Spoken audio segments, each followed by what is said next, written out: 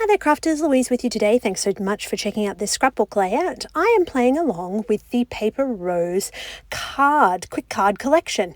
Now it is a bit of a 6x8 collection. It's obviously aimed at card makers, but I felt like the combination of the pattern papers and the ephemera, so the die cuts with the embossing, would actually come together really nicely for a layout. And so I'm teaming it with these printed background papers. So this is fine print D, and I really just I think this is so sweet. I love the combination of black with yellows, and it just works so beautifully. It gives this really striking outcome, and it's been a little while since we had our family photos updated, and when we had them updated, I didn't even scrapbook them straight away.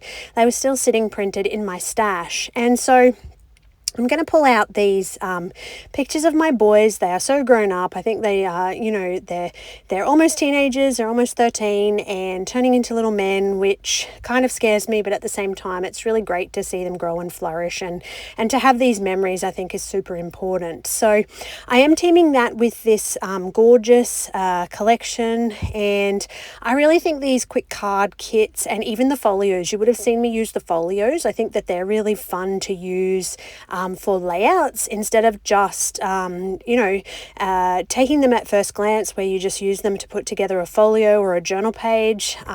There's so many uses, and I think that really gives you something extra. So having a look at what I had available to me, I had these circle ephemera. I thought they were quite sweet and cute, and those bright yellows that pop against that black background. So initially I sort of was a bit concerned because the background is quite busy, but by putting a bright color on top of it, I think that this really comes together so well. And pardon me, I really just love how this whole effect came about. So I'm going to mark where I want to put my circles, and I obviously know I'm going to put my cluster of photo into that center lower section, and I'm going to work on a background. So firstly, I wanted a couple of little different size circles. So I'm going to pull out my good old Creative Memories circle cutter. It's been around for so long, still going strong. The blades are still working beautifully.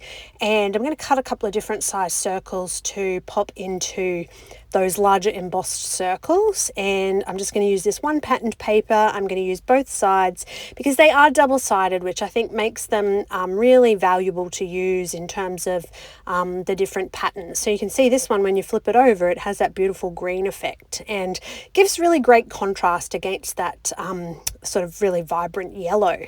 And so I'm going to cut those out, but then I'm going to go with a little bit of a mixed media background. So a couple of things at the moment is I'm trying to use up any items that might be coming towards the end of their life. And this one is my black gesso.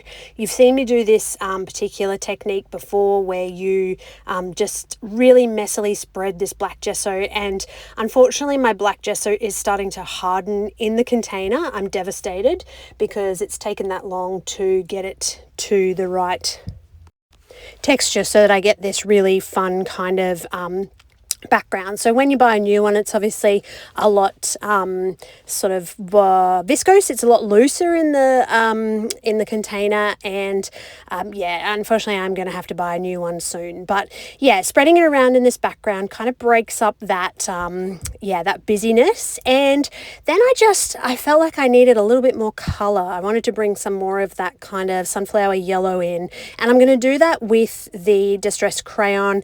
Love this, love how it looks. I think the little pops of yellow blend beautifully with the creation in terms of adding the circles.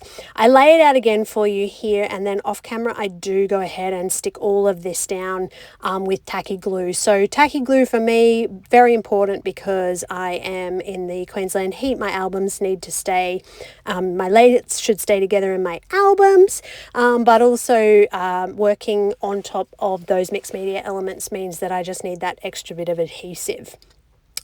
All right, so in the final stages here, you can see I'm just popping those tiny little circles around, making sure that there's some little pops of color. I've inked those edges quite delicately, sticking it all together, and I'm going to add a tiny little butterfly mounted up on some foam cardstock, and then from my stash, I'm just going to pull out some little enamel dots in that sort of sunflower yellow and spread those around the page as well.